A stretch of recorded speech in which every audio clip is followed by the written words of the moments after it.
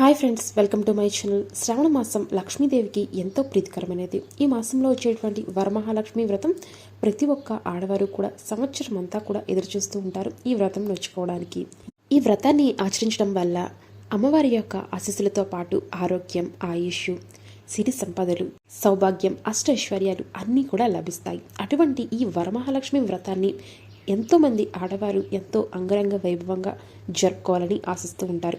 మరి అమ్మవారి యొక్క పూజని మన ఇంట్లో ఏ విధంగా ఆచరించుకోవాలి, అలాగే పూజారి అవసరం లేకుండా శాస్త్రోక్తంగా ఏ పద్ధతి కూడా మనం మిస్ కాకుండా ఎలా ఆచరించాలో మనం ఈ వీడియోలో తెలుసుకుందాము. మొదట ఎవరైతే ఈ వ్రతాన్ని ఆచరించాలి అనుకుంటారో వారు ఆ రోజంతా కూడా ఉపవాసం ఉండాలి. అయితే ఉదయాన్నే ప్రాతకాలంలోనే నిద్ర లేచి ఇంటి పనులన్నీ కూడా శుభ్రం చేసుకోవాలి.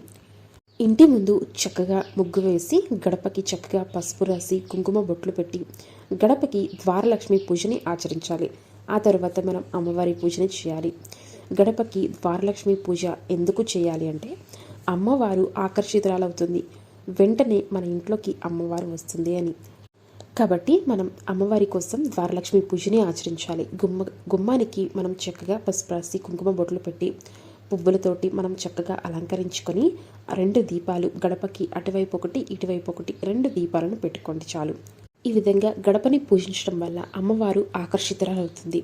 ఇక తరువాత అమ్మవారి పూజ కోసం మనం అన్నీ కూడా ముందుగా సిద్ధం చేసి పెట్టుకోవాలి. నైవేద్యాలన్నీ కూడా సిద్ధం చేసుకున్నాక అమ్మవారి యొక్క పటాన్ని కూడా శుభ్రం చేసుకుని బొట్లు పెట్టుకుని ఇక పూజనైతే మనం ప్రారంభించుకుందాము. అయితే పూజకు కావాల్సిన సామాగ్రి అంతా కూడా ముందు రోజే ఎలా ప్రిపేర్ చేసుకోవాలి, పూజలో ఏ వస్తువు కూడా మిస్ కాకుండా లిస్ట్ అంతా కూడా నేను ఆల్రెడీ వేరే వీడియోలో అప్లోడ్ చేశాను. తప్పకుండా ఆ వీడియోలో మీరు అన్ని ఐటమ్స్ కూడా మిస్ అయ్యారు లేదా అని ఒకసారి చెక్ చేసుకోండి.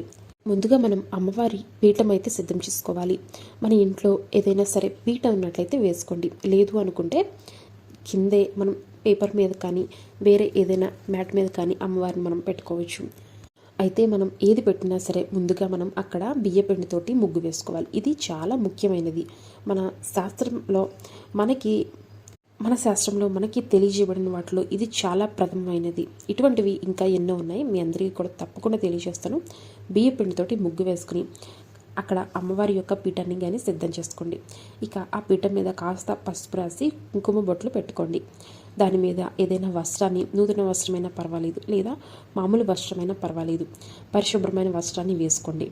వేసి అమ్మవారి యొక్క ఫోటోని పెట్టుకోండి. అమ్మవారి యొక్క ఫోటోకి బొట్లు, పూలు అలంకరించుకున్న తర్వాత మనం కలశం నిర్మించుకుందాము. కలశంలో 2 పద్ధతులు ఉన్నాయి.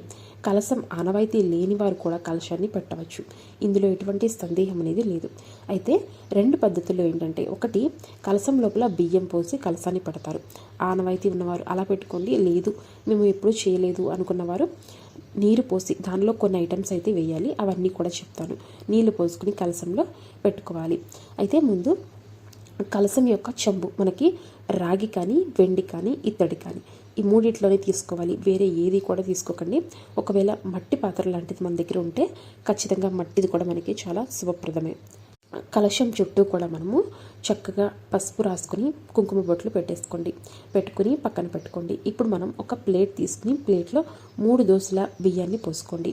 దానిపైన మనం ఈ కలశం చెంబు పెట్టుకుని సరిగ్గా సగం వరకు కూడా నీరు పోసుకోండి.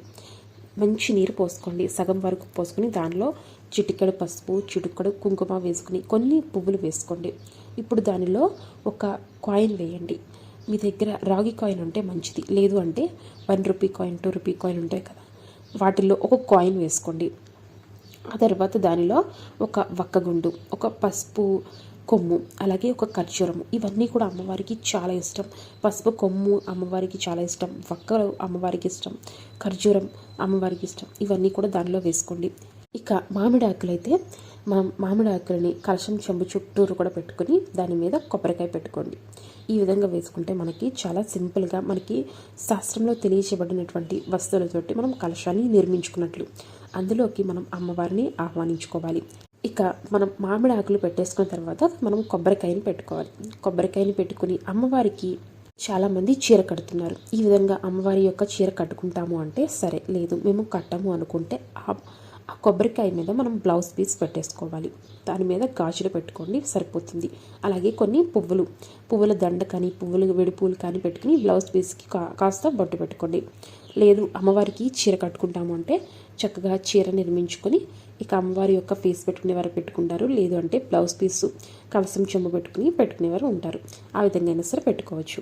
ఇక కొంతమందికి వచ్చే సందేహం, మేము 2వ వారం మిస్ అయ్యాము, మాకు కుదరలేదు, కొన్ని కారణాల వల్ల మాకు ఈ వారం చేయడం కుదరడం లేదు, తర్వాత వచ్చే వారం చేసుకోవచ్చా లేదా ముందు వారమే చేసేసుకోవచ్చా, ఇలా చాలామందికి సందేహాలు ఉంటూ ఉంటాయి.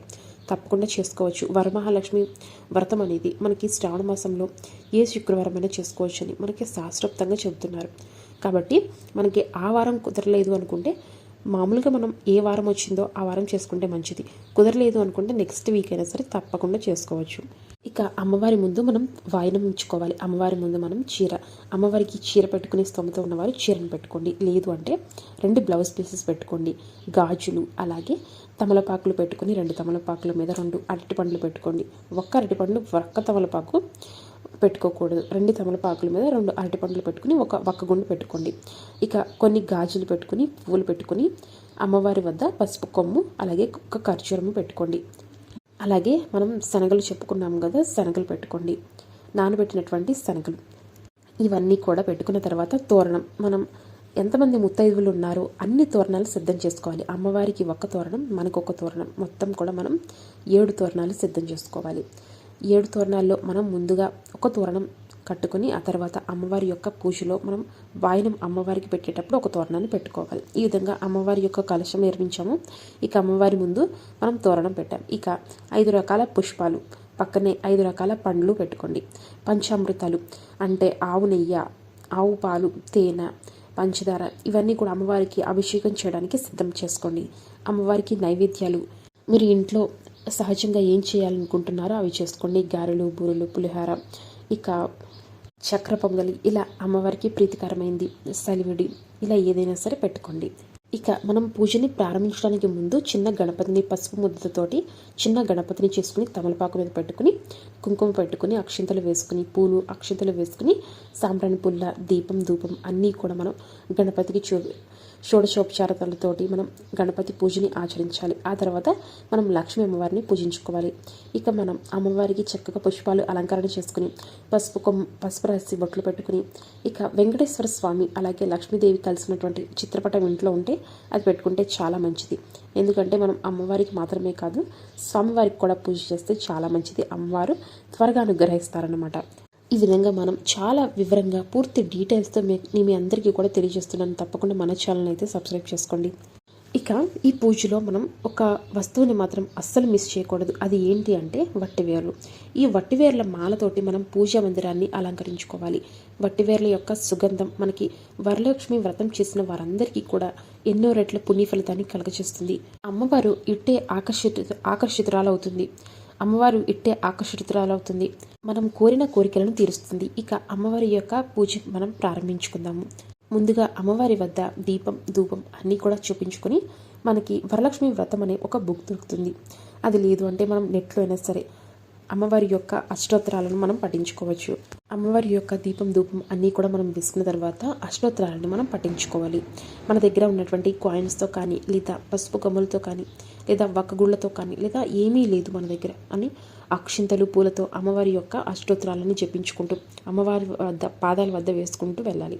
ఈ విధంగా అష్టోత్తరాలన్నీ పూర్తయిన తర్వాత అమ్మవారి వద్ద మనం ఒక ఉప్పు దీపాన్ని వెలిగించుకోండి. ఉప్పు పెట్టి దాని మీద ఒక దీపాన్ని పెట్టి పసుపు బొట్లు పెట్టుకుని ముందుగా అమ్మవారి వద్ద ఈ దీపాన్ని పెట్టుకోండి. ఆ తర్వాత అమ్మవారికి మనం పంచామృతాలతో అభిషేకం చేసుకోవాలి. అమ్మవారికి అంగాంత పూజ అని ఉంటుంది. అంటే ప్రతి అంగాన్ని కూడా మనం పూజిస్తున్నాము అని దానిని మనం చదువుకుంటూ అమ్మవారి యొక్క అభిషేకాన్ని పూర్తి చేసుకోండి.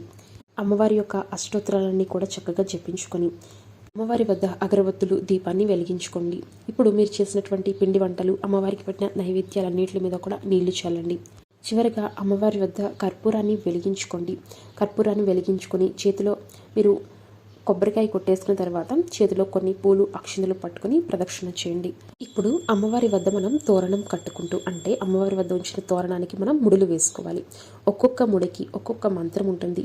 మొదటి ముడికి కమలాయే నమః ప్రథమం పూజయామి, రెండవ ముడికి రమయాయే నమః ద్వితీయం పూజయామి, లోకమాత్రయే నమః తృతీయం గ్రంథిం పూజయామి, విశ్వజనన్యే నమః చతుర్థ గ్రంథి పూజయామి, మహాలక్ష్మీ నమః పంచమ గ్రంథే పూజయామి. క్షీరాబ్ది తనయే నమః షష్ఠి గ్రంథం పూజయామి. విశ్వసాక్షియే నమః సప్తమం పూజ గ్రంథయామి. చంద్ర సహోదర్యే నమః అష్టమం గ్రంథ పూజయామి. హరివల్లభాయే నమః నవమం గ్రంథయామి. ఈ విధంగా మనం 9 సార్లు అమ్మవారి వద్ద పెట్టినటువంటి తోరాకి ముడులు వేసుకుంటూ ఈ మంత్రాలను చెప్పుకోండి. ఇక్కడికి మనకి తోరణం పూర్తయిపోతుంది. ఇక ఇంటికి వచ్చినటువంటి ముత్తైదులకు మనం తోరణం ఇచ్చుకుంటాం. అలాగే వాయనం ఇస్తే సరిపోతుంది. ఇక్కడికి మన పూజ అంతా కూడా పూర్తయిపోతుంది. అమ్మవారి వద్ద మనం పూజ చేసే ముందు సంకల్పం చేసుకుంటాం కదా, ఆ సంకల్పం ఖచ్చితంగా నెరవేరుతుంది. ఇక పూజలో మనం వాడినటువంటి పూజా సామాగ్రి కావచ్చు, కలసాన్ని ఎలా తీయాలి, ఎలా కదపాలి, ఆ కొబ్బరికాయని ఏం చేయాలి, ఇలా ఎన్నో సందేహాలు ఉంటూ ఉంటాయి. వాటన్నిటి గురించి మరొక వీడియోలో తప్పకుండా తెలియజేస్తాను.